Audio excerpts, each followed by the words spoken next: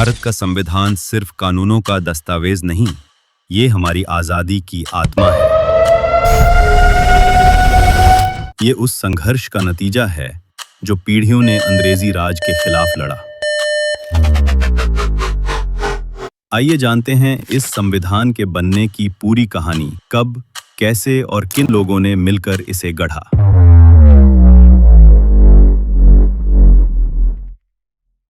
19वीं और 20वीं सदी की शुरुआत में ही भारत के लोग अपने लिए कानून और अधिकारों की मांग करने लगे थे।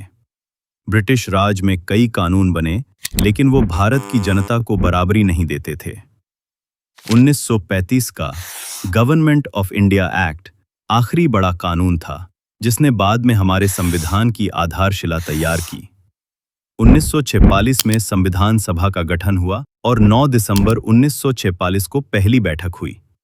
संविधान सभा में पहले 379 सदस्य थे, लेकिन भारत विभाजन के बाद ये संख्या 299 हो गई।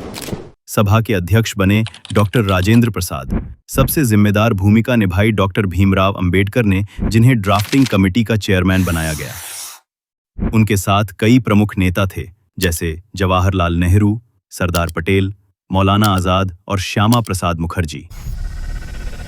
कई भाषण, बहसें, बदलाव और संशोधनों के बाद संविधान को तैयार होने में कुल 2 साल 11 महीने और 18 दिन लगे।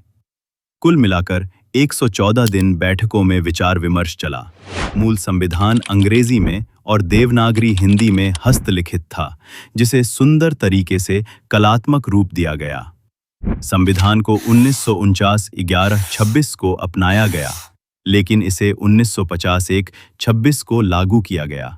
इसी दिन भारत बना संप्रभु समाजवादी, धर्मनिरपेक्ष, लोकतांत्रिक गणराज्य।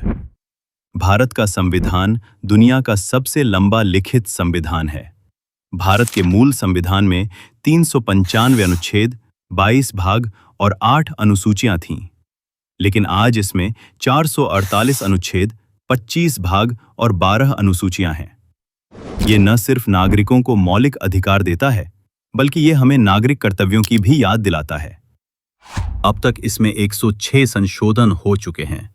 भारत का संविधान एक जिंदा दस्तावेज है, जो देश की आत्मा को दर्शाता है। इसकी रक्षा सिर्फ कोर्ट नहीं, हम सबको मिलकर करनी है।